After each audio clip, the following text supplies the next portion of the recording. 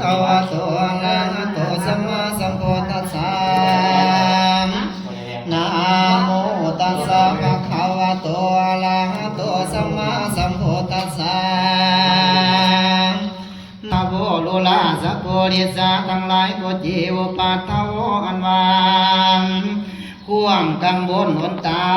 ยอันใดอันหนึ่งก็ดีก็อย่าได้บังเกิดมีแค่ทางเถินก็จีปริโภคอันวาง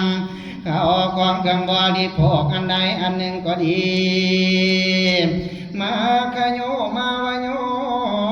ก็อย่าได้เสียงไปหมดไปแค่ตันเตือนตัญญาทานว่าท่องเที่ยวกับเปลือกทั้งหลายอันโตกลงมาคาเลในเรือนแยงทานันสยาสิทธิเรียมีด้วยประการสันใดอันว่าท่องเที่ยวกับเปลือกและข้าวสารทั้งหลายก็จงตกลงมาในยาวเพื่อนแยงทานก็มีด้วยประการสันใดอันเนินกล่าวคือว่าความเสียงไปเหมือนไปแห่งวัตถุอันใดอันหนึ่งก็นี้ก็อย่าไรบังเกิดมีแก่ท่านเถิดอีกประการหนึ่งก็จีบริโภคอันว่าเขาของของเที่ยวอันใดอันหนึ่งก็ดีก็อย่าไรบังเกิดมีแก่ท่านเถิดการจนานี้อันว่าเงินและคำทั้งหลายอันโตลงมาคาเลในเอื้อนแห่งโอกาตาเศรษฐีและมีโอปมาสนัยอันว่าเงินและคำทั้งหลายก็จมลังในตกลงมาคาเลในยาวเอื้อนแห่งท่านก็มีโอปมาสนันเถิดก็จิโอปัตถโวว่าอุปัตถวายในหนตายอันใดอันหนึ่งก็ดีก็อย่าได้บังเกิดมีแก่ท่านเถิดอีกอันหนึ่งก็จีปริโภคอันว่าวัตถุเข้าของเครื่องบริโภคที่ใดเสียสละวังไปให้เป็นทานเดียวอันใดอันหนึ่งก็ดีก็อย่าได้บกให้เองไปแก่ท่านเถิดการจนากิริสังกโสอันว่าโดยคำมันสูงในเป็ดสอบก็เกิดมีมาในกำลังเลี้ยงแห่งสรินเสียทีและมีด้วยประการสันใดอันว่าเงินและคำอันเป็นผู้ดอยก็จงบังเกิดมีแก่ท่านทั้งหลายด้วยประการสนั้นเถิดอันว่าอุปัตถวายทายวันตายอันใดอันหนึ่งก็ดีก็อย่าได้บังเกิดมีแก่ท่านเถิดอีกประการหนึ่งอันว่าวัตถุเข้าของเครื่องบริโภ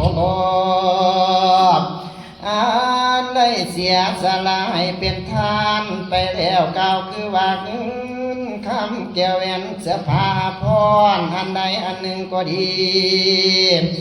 ก็อย่าได้เสียงไปหมดไปแก่ท่านเถิด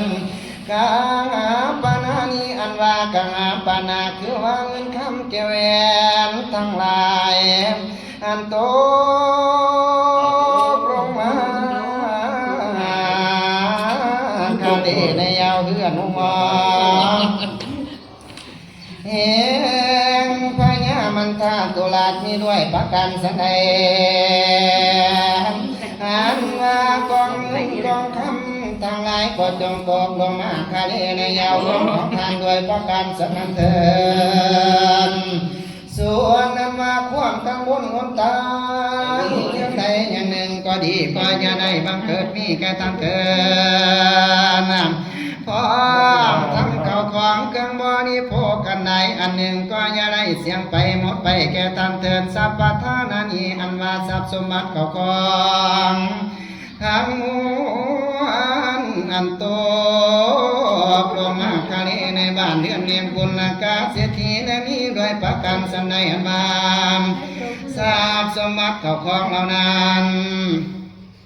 ก็จงโต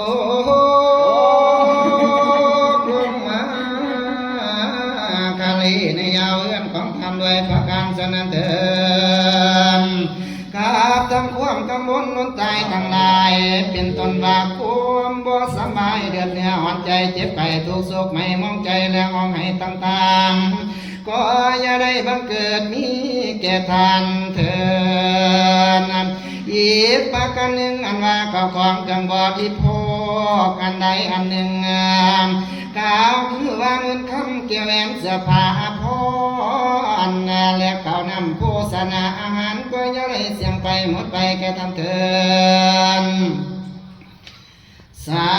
ตตลาตนาวัสเนียนว่าฝนแก้วเจ็บประการอันโตลงมาในความคุมภาษาลาสวังวงเพียงพญาเรศสันดอนปังเมื่อเป็นหลักสีตนสิบไม่เสด็จจากป่าไม้เข้ามาเมืองมันนั้นมีด้วยประการสันใดอันว่าผู้แก้วเจ็ดประการกล่าวคือว่าแก้วปัทมราชเดือมเดือดตาแก้วพิลางามผลพงแก้วประพันธ์มีเสียงเอื้องวงแก้วมณีพงรัศมีแก้วพิทูลมีขามาแก้ววัดศิลาลากับผ้าแก้วหมวกลางามสวยสดเงินคำสดอะไรก็จมตกลงมาอย่ายังอย่าเตียนาดาเต็มบ้านเต็มเฮือน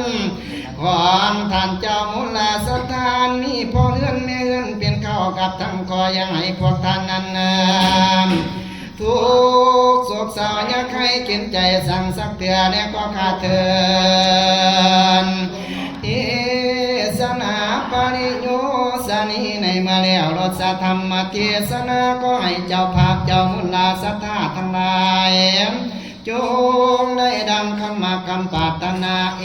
วังก็มีด้วยประการสนั้นเถิด